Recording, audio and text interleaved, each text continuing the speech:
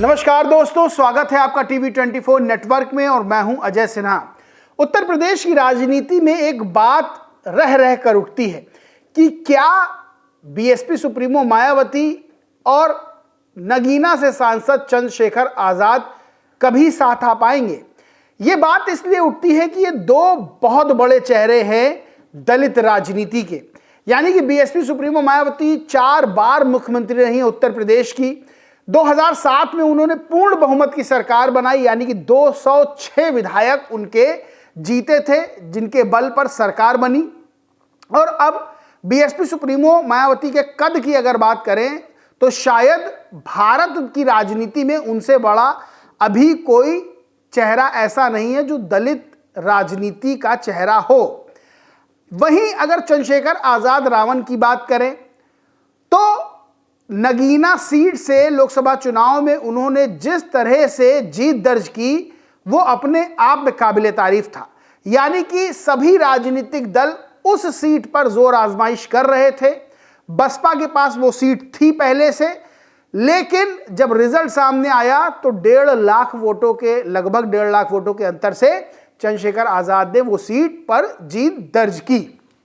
अब ऐसे में सवाल खड़े होते हैं कि दो सवाल खड़े होते हैं कि क्या चंद्रशेखर आजाद की राजनीतिक उभार से बीएसपी को नुकसान होगा।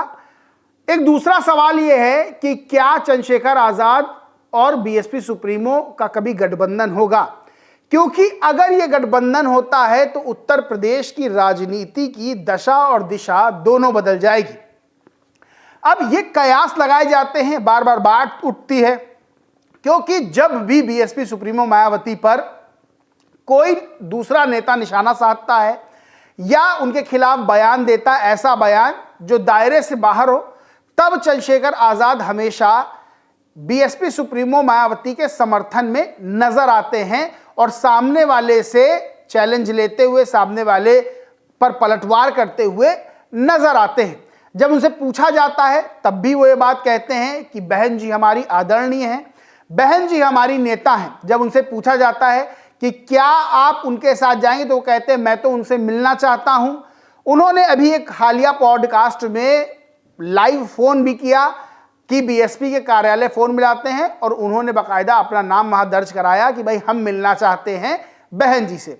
लेकिन ऐसी क्या चीज है कि दोनों साथ नहीं आते हैं। वहीं अगर साथ आए तो उत्तर प्रदेश की राजनीति में क्या होगा। अभी हाल में ही आपने देखा था कि कांग्रेस के नेता डॉक्टर उदित राज, जो खुद एक बड़ा चेहरा बनने की कोशिश कर रहे हैं दलित राजनीति का, यानी कि बीएसपी सुप्रीमो मायावती का ऑप्शन बनने की कोशिश कर रहे हैं, उन्होंने जिस तरह से बीएसपी सुप्रीमो मायावती पर बयान दिया उसके बाद काफी बवाल मचा। दरअसल राजनीतिक रूप से गर्दन काटने की, राजनीतिक रूप से गला दबाने की बात बीएसपी सुप्रीमो मायावती के लिए उदित राज ने कही थी। इसके बाद विरोध हुआ, तब चंद्रशेखर आजाद ने एक ट्वीट किया था। वो क्या था, उन्होंने लिखा, राजनीति में सहमति, असहमति और आरोप प्रत्यारोप स्वाभाविक हैं, लेकिन किसी वरिष्ठ नेता के प्रति इस प्रकार की भाषा का प्रयोग किसी भी स्थिति में उचित नहीं ठहराया जा सकता। एक पूर्व सांसद द्वारा माननीय बहन कुमारी मायावती के संबंध में गला घोटने जैसी आपत्तिजनक टिप्पणी करना निंदनीय, अस्वीकार्य है। मैं इसकी घोर निंदा करता हूं। ये इन्होंने विरोध दर्ज करवाया था और कहा था राजनीति में सहमति असहमति अपनी जगह है, लेकिन इस तरह का बयान बहन जी के खिलाफ देना ये सही नहीं है, इसकी मैं निंदा करता हूं। अब लोगों ने कहा कि भाई इन्होंने उदित राज का नाम क्यों नहीं लिया। इन लोगों ने यह कहा कि कांग्रेस के नेता उदित राज हैं, तो क्या कांग्रेस की आलोचना इनको नहीं करनी चाहिए थी। तमाम तरह के सवाल खड़े हुए।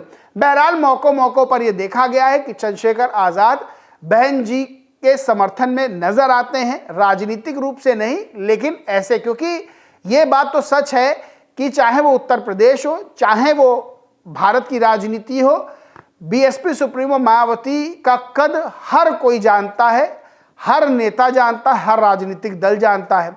भले ही उनकी पार्टी बीएसपी का ग्राफ लगातार गिरता जा रहा हो, कितनी भी कोशिश की जाए, लेकिन वो जो ग्राफ है वो बढ़ने का नाम नहीं ले रहा है। लेकिन ताकत राजनीतिक अभी भी बीएसपी सुप्रीमो मायावती के पास है।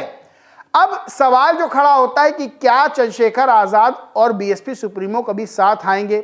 देखिए, दोनों का लक्ष्य जो दोनों ही तरफ से बताया जाता है वो लक्ष्य एक ही है, शोषितों वंचितों का उत्थान करना।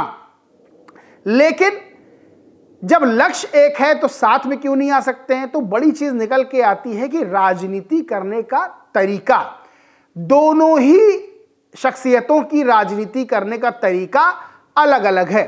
आपको पता होगा जब लोकसभा चुनाव में आकाश आनंद पर एफआईआर दर्ज की गई थी उनके भाषण को लेकर, तब बीएसपी सुप्रीमो मायावती ने उस एफआईआर के बाद आकाश आनंद को पार्टी से निष्कासित नहीं किया था, लेकिन उनको पदों से हटा दिया था। उसके बाद तमाम तरह की चर्चाएं भी हुई थी और बीएसपी सुप्रीमो मायावती ने यहां तक कहा था कि आकाश आनंद अभी अपरिपक्व हैं।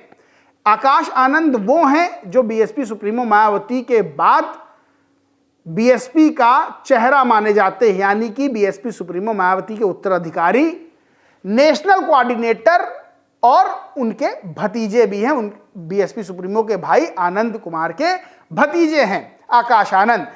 तब समझिए कि बीएसपी सुप्रीमो मायावती की जो लाइन लेंथ है, राजनीति करने का जो तरीका है, उससे हट के आकाश आनंद ने बयान दिया तो उनसे सभी पद वापस ले लिए गए थे और यहां तक बीएसपी सुप्रीमो ने कहा था कि वो अपरिपक्व हैं। अगर हम चंद्रशेखर आजाद की राजनीति की बात करें तो बीएसपी सुप्रीमो मायावती की राजनीति से बिल्कुल अलग तरीका है उनकी राजनीति का। जहां चंद्रशेखर आजाद एग्रेसिव राजनीति करते हैं, जहां चंद्रशेखर आजाद सड़क पे उतरकर आंदोलन करने, कई आंदोलनों में शामिल होकर वहां पर जो है एग्रेसिव मोड में नजर आते हैं, तो वही बीएसपी सुप्रीमो मायावती का जो राजनीति करने का तरीका है उसे शांत तरीका कहा जाएगा।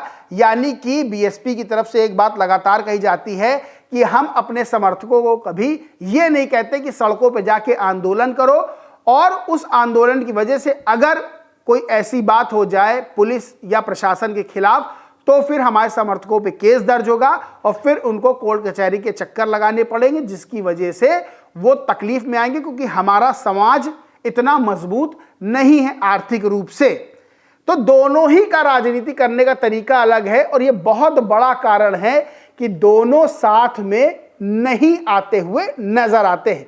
लेकिन अगर साथ में आ जाते हैं तो सीधे तौर पर उत्तर प्रदेश की राजनीति की दशा और दिशा बहुत बड़े हद तक बदल जाएगी, क्योंकि जहां बीएसपी का अपना लॉयल वोट बैंक है, अपना ऐसा वोट बैंक है जो उनके पास से टस से मस नहीं होता है। हालिया ग्राफ जरूर गिरा है, अभी भी लोकसभा चुनाव में जब बीएसपी की खराब स्थिति है तब 9.5% के आसपास वोट मिला है। वहीं अगर चंद्रशेखर की बात करें तो चंद्रशेखर आजाद अपनी सीट पर, नगीना सीट पर उन्होंने बड़ी शानदार जीत दर्ज की थी और उनकी भी अपनी फॉलोइंग है, उनका भी अपना एक बड़ा वोट बैंक है जो चाहता है कि चंद्रशेखर आजाद हमारा नेतृत्व करें और चंद्रशेखर आजाद की राजनीति करने का तरीका भी उन लोगों को पसंद है। अगर दोनों ही साथ आते हैं तो दो बड़ी ताकतें साथ आएंगी।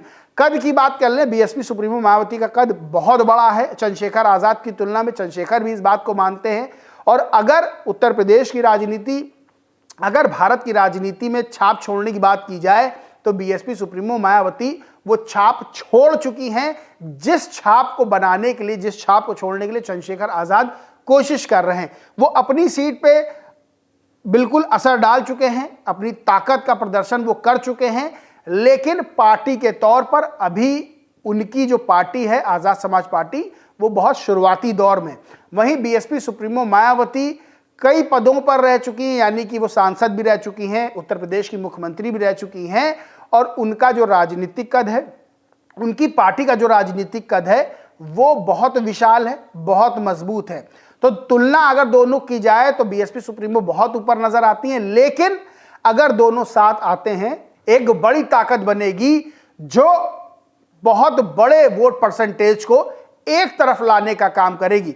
बहरहाल दोनों में अभी कोई गठबंधन होता हुआ नजर नहीं आता है, लेकिन तमाम तरह की बातें चलती हैं, तमाम तरह की चर्चाएं चलती हैं और तमाम तरह के लोग ये भी बातें करते हैं कि चंद्रशेखर आजाद को उत्तराधिकारी घोषित कर दें बीएसपी सुप्रीमो मायावती, लेकिन ये भी संभव नजर नहीं आता है। और बीएसपी सुप्रीमो मायावती ने हाल फिलहाल जो उत्तराधिकारी घोषित किया था वो आकाश आनंद को किया था, और आकाश आनंद को ये पता है कि हमें किस लाइन लेंथ में कितने दायरे में रहकर चलना है, बोलना है, क्योंकि वो चीज बीएसपी सुप्रीमो मायावती ही डिसाइड करती हैं। वहीं Chandrashekhar Azad free hand politics करते हैं, यानी कि नाराज तो नाराज, समर्थन तो समर्थन वाली उनकी राजनीति है, जो कि बीएसपी की लाइन लेंथ से, बीएसपी की राजनीति करने के तरीके से बहुत अलग है। बाकी दोस्तों, इस पूरे मामले पर आप क्या सोचते हैं, क्या मानते हैं?